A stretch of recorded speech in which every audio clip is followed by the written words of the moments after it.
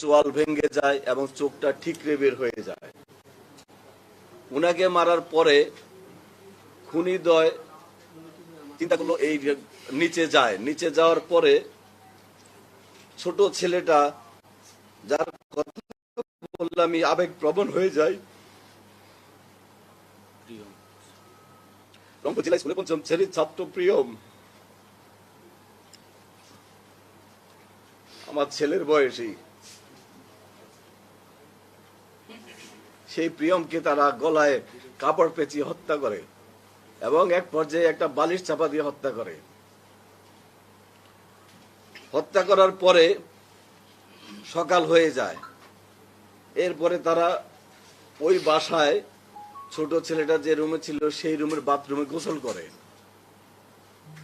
প্রথমে সিদ্ধার্থ গোসল করে, সিদ্ধার্থ বের হওয়ার পরে মুগ্ধ গোসল করে। গোসল করার পরে তাদের ডাইনিং টেবিলে বসে তারা খেজুর খায়। সেখানে একটা বইমে খেজুর ছিল। খেজুর খাওয়ার পরে তাদের কাছে একটা পিস ইয়াবা ছিল। সেই ইয়াবা তাদের ডাইনিং টেবিলে বসে সেবন করে এবং ইয়াবার আলামত আমরা পেয়েছি।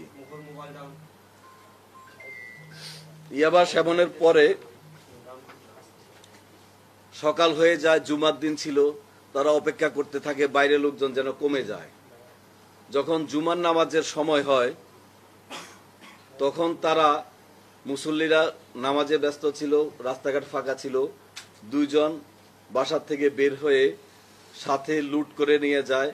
এর মধ্যে সিদ্ধার্থ, সে একটা স্বর্ণের দোকানের কারিগর, পিকে পাল জুয়েলার্সে 8 বছর যাবৎ স্বর্ণের কাজ করে। কাজে সে কোনটা স্বর্ণ কোনটা ইমিটেশন সে চিনে এবং একটা চুড়ি সে আগুন দিয়ে পরীক্ষা করে। আমরা যখন কালকে আলামতটা পেলাম যে একটা চুড়িকে স্বর্ণের চুড়ি কিনা পরীক্ষা করার জন্য আগুন দিয়ে টেস্ট করা হয়েছিল, তখন আমরা অনুমান করেছিলাম স্বর্ণের কাজে অভিজ্ঞ হয়তো কেউ থাকতে পারে। আমাদের সেই অনুমানটা সঠিক হয়, সিদ্ধার্থ স্বর্ণের কাজে অভিজ্ঞ। তারপরে তারা এই ঘটনাকে ডাকাতি বলে যেন পুলিশ মনে করে, সেজন্য তারা ইচ্ছাকৃতভাবে জিনিসপত্র এলোমেলো করে, অর্থাৎ তদন্তকে ভিন্ন খাতে প্রবাহিত করার জন্য ইচ্ছাকৃতভাবে এটা করে। দুপুরের দিকে তারা এখান থেকে বের হয়ে যায়। বের হয়ে যাওয়ার আগে সেই বাসায় 2টা ফোন ছিল। ফোনগুলো তারা ডিটারজেন্ট দিয়ে বালতিতে ভিজিয়ে রাখে, ফোনে যেন কোনো ফিঙ্গারপ্রিন্ট না থাকে। তারা বলেছে তাদের স্বীকারোক্তি অনুযায়ী ফিঙ্গারপ্রিন্ট যেন না থাকে, সেই উদ্দেশ্যে তারা এটা পানিতে ভিজিয়ে রাখে।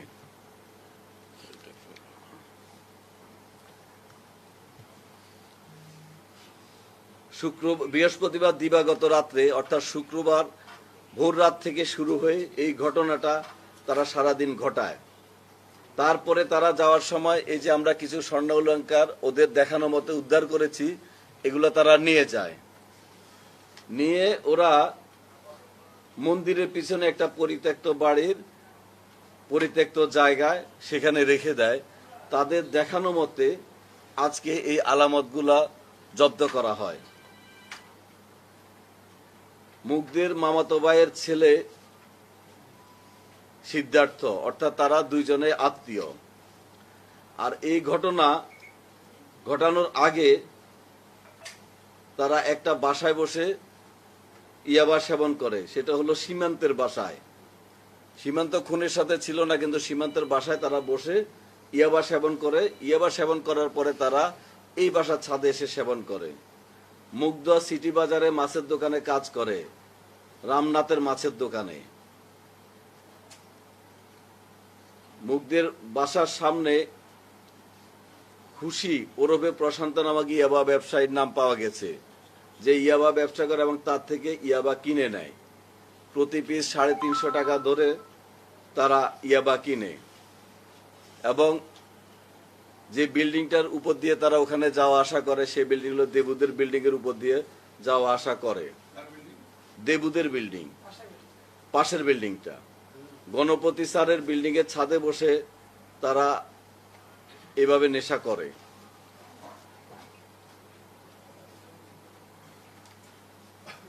স্যারের ওয়াইফকে তারা কাকি বলে সম্বোধন করত। তো ছোট ছেলেটাকে মারার কারণ হলো সিদ্ধার্থের একটা ছোট ভাই আছে অপূর্ব। অপূর্ব এই খুন হওয়া নিষ্পাপ শিশু প্রিয়মের সাথে খেলাধুলা করে এবং প্রিয়ম এই খুনিদেরকে চিনে। প্রিয়ম এবং অপূর্ব ছোট ছোট শিশু, তারা বন্ধু বান্ধব একসাথে খেলাধুলা করে। তখন সিদ্ধার্থ সিদ্ধান্ত নেয় যে প্রিয়মকে দুনিয়া থেকে সরাই দিবে। সিদ্ধার্থ এবং মুগ্ধ দুইজনে একসাথে ঝাঁপিয়ে পড়ে নিষ্পাপ শিশুর উপর, কাপড় পেঁচিয়ে হত্যা করে, তার চোখ ঠিকরে বের হয়ে যায়, এরপরে বালিশ চাপা দিয়ে হত্যা করে।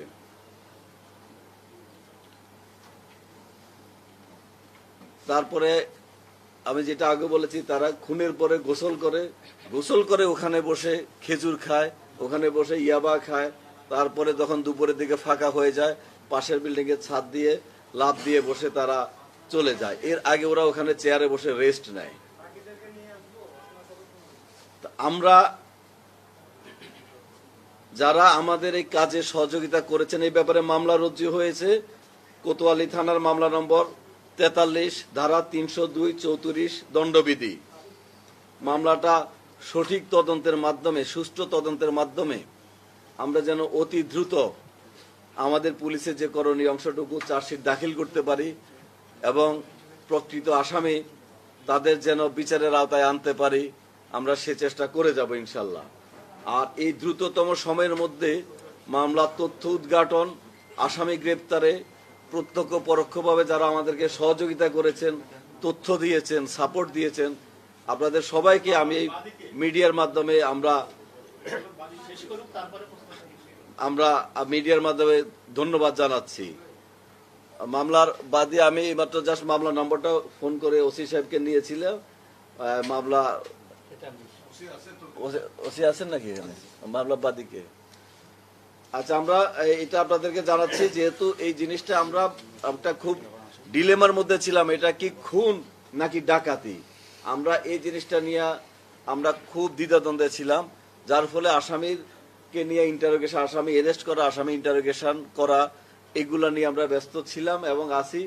আমি আপনাদের মাধ্যমে আমাদের এই দক্ষ টিমকে ধন্যবাদ জানাতে চাই, যারা রংপুর মেট্রোপলিটন পুলিশে একটা টিম ওয়ার্কের মাধ্যমে রংপুর মেট্রোপলিটন পুলিশকে জনগণের সেবক হিসেবে উপস্থাপন করতে পারছে। এই দ্রুততম সময়ে এরকম একটা চাঞ্চল্যকর ঘটনার তথ্য উদ্ঘাটন করা, আমি মনে করি এটা আমাদের সহকর্মী যারা আছেন, যারা এই কাজে যুক্ত আছেন, যুক্ত হয়েছেন, যারা আজকে এই তথ্যটা উদ্ঘাটিত করেছে, তাদেরকে আমি ধন্যবাদ জানাবো। আপনাদের মাধ্যমে আমি ধন্যবাদ জানাই এবং আমি আপনাদের মাধ্যমে অনুরোধ করব, আগে আমি রংপুরে জয়েন করার পরে আপনাদের সাথে কথা বলেছি, মাদক এই রংপুরতে এটা অনেক বড় সমস্যা।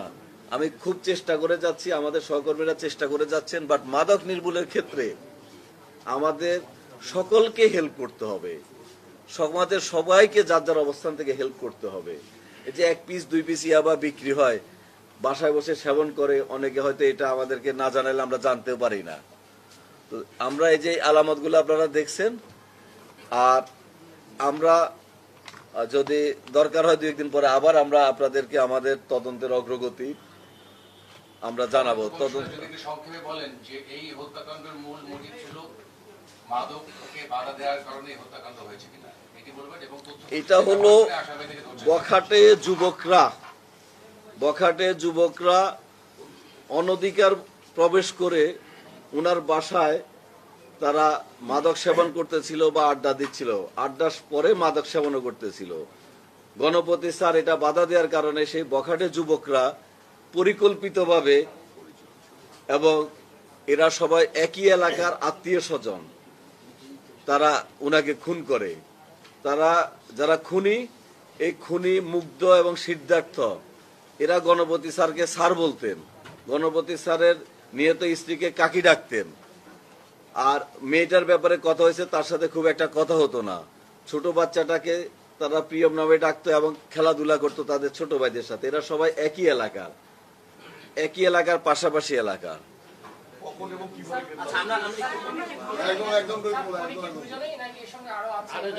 না, আমরা এই খুনি 2জনেই পেয়েছি, তাদের স্বীকারোক্তি আমাদের দুজনেই অ্যারেস্ট হয়েছে। গ্রেপ্তারটা আমরা আজকে ভোরবেলায় গ্রেপ্তারটা করেছি। আজকে ওরা যেখানে, আমি যেটা বুঝলাম যে নিয়মিত মাদক সেবন করতো না, ওরা যেখানে নির্মাণাধীন বিল্ডিং গুলা সুযোগ পায় নেশাগ্রস্তরা সেখানে যায় আড্ডা দেয়। মাননীয় কমিশনার, আপনার টিভি প্রধান এবং আপনার কোতোয়ালি থানার একজন কর্মকর্তা 10:32 এবং 10:16 পর্যন্ত কনফার্ম করেছে কোনো আসামি আটক হয়নি। আপনি বলছেন ভোর রাতে গ্রেপ্তার হয়েছে। এখানে যদি গ্রেপ্তার হয় তাহলে তো নিরাপত্তার কোনো ইস্যু থাকার কথা নয়।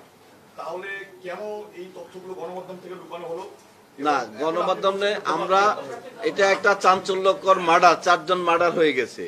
সেখানে আমরা যে কোনো আসামিকে আমরা গ্রেপ্তার দেখানোর ক্ষেত্রে আমরা যথেষ্ট সতর্কতা অবলম্বন করে আমাদেরকে প্রতিটা পদক্ষেপ ফেলতে হবে। এখানে প্রত্যেকটা জিনিস আমরা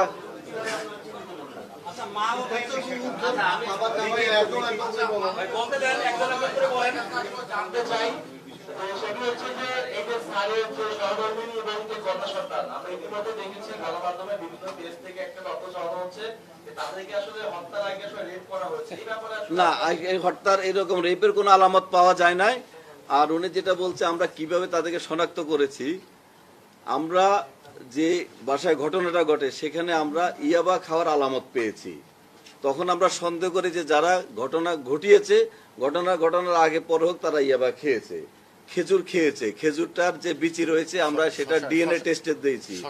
এরপরে ফ্রিজ থেকে বের করে শশা খেয়েছে, শশা অর্ধ কামড় দেয়া রয়েছে এবং তাদের বক্তব্যের সাথে এটা মিলে গেছে। তারা যখন খুন করে, খুন শেষ হওয়ার পরে তারা বলছে যে খুনিরা তাদের শরীর খুব উত্তেজিত ছিল, তখন তারা শশা বের করে শশা খায়, এরপরে তারা গোসল করে।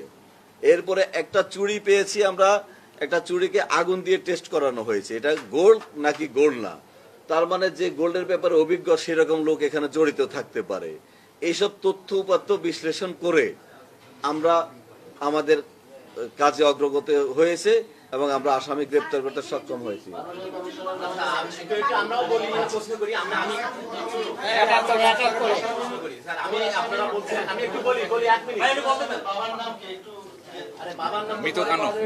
আমাদের যেটা জানার বিষয় যে আপনারা বলছেন যে 3 তলার ছাদ থেকে 2 তলার ছাদে গেছে, আমরাও তো সেখানে গেছি, আমরা 3 তলার ছাদে গেছি। 3 তলার ছাদ থেকে 2 তলার ছাদে আসলে গেল কিভাবে? সেটা কি লাফিয়ে গেল বা কিভাবে গেল সেটি আমাদের। আচ্ছা, যে দুজন আসামি, আর 2 জন মানুষের পক্ষে এই 4 জন মানুষকে এইভাবে খুন করা, এইটা আসলে কোন জায়গার যুক্তি থেকে আসে? আচ্ছা, এই যে 2 জন আসামি অ্যারেস্ট হয়েছে, একজন হলো শ্রী মুগ্ধ দাস, পিতা শ্রী কানু দাস। মুগ্ধ দাসের বয়স 23, পিতা কানু দাস, মাতা সেনারানী দাস। দ্বিতীয় যেটা সিদ্ধার্থ দাস, বয়স 19, পিতা বিনয় চন্দ্র দাস, মাতা পাপড়ি দাস। উভয়ের সাং মাছুয়াপাড়া, কোতোয়ালি থানা, রংপুর মেট্রো। আর এই যে 4টা খুন হয়েছে, 4টা খুন একের পর এক হয়েছে। প্রথমে গণপতি চক্রবর্তী স্যারকে খুন করা হয়। স্যারের শব্দ পেয়ে, স্যারের গঙ্গানি শব্দ পেয়ে স্যারের ওয়াইফ প্রীতিলতা চক্রবর্তী ম্যাডাম যখন যাচ্ছিলেন তখন উনাকে খুন করা হয়। উনার শব্দ পেয়ে মেয়েটা যখন আসতেছিলেন প্রার্থী চক্রবর্তী, এরপরে প্রার্থী চক্রবর্তীকে খুন করা হয়। সবশেষে ঘুমিয়ে থাকা নিষ্পাপ শিশুটাকে খুন করা হয় এবং খুনগুলা একটার পর একটা করা হয়। মাননীয় কমিশনার, একটু আমার জানতে ইচ্ছে করছে, রংপুরে আরেকটি আলোচিত হত্যাকাণ্ড অনেক আগে ঘটেছিল, সেটি জাপানি নাগরিক হসিকুনিও। এই হত্যাকাণ্ডে আমরা তৎকালীন পুলিশের যে ব্রিফিং, তাতে কিছু আসামিকে 164, 162 161 এর বরাত দিয়ে বলা হয়েছিল। আবার অনেকদিন পরে দেখা গেল যে প্রকৃত খুনিদের ব্যাপারও 164 করা হলো। তার মানে প্রথম ব্রিফিংটা ছিল ভুল বা প্রথম আসামি ধরাটা ছিল ভুল। এই ধরনের কোনো ভুল করছেন না তো? আমি আপনাদেরকে এটুকু বলতে পারি, আমাকে যারা চিনেন আস্থা রাখতে পারেন ইনশাল্লাহ। শুধু এটুকুই বলবো, আস্থা রাখতে পারেন, বাকিটা আপনারা পরবর্তীতে দেখবেন ইনশাল্লাহ। আস্থা রাখতে পারেন।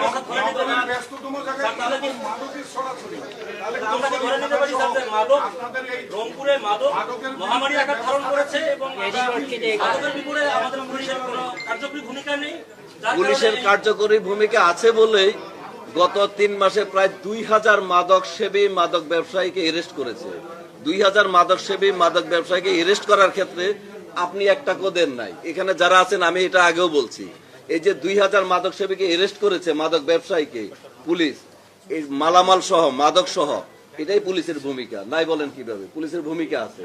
পুলিশকে আমি একটা জিনিস বলি, পুলিশকে ছোট করে দেখবেন না, পুলিশের কাজগুলোকে প্রশংসা করবেন, পুলিশের ভালো কাজের প্রশংসা করবেন, প্রশ্ন করার জন্য করবেন না, প্রশ্ন করবেন, ভালো কাজের প্রশ্ন করবেন। হ্যাঁ, আমি তো সেটাই বলেছি, আমি তাদের থেকে যা পেয়েছি, আমি কিন্তু যা পেয়েছি, আমি কোনো রাগ ডাক না করে আমি অনেস্টলি বলেছি, ইন্টিগ্রিটি নিয়ে বলেছি, এটা বুঝতে পারবেন। মাদক, এটা মাদক সেবী যারা, তারা লাফিয়ে নামে, লাফিয়ে উঠে, ওরা বিভিন্ন, হ্যাঁ, একটার পর একটা করছে।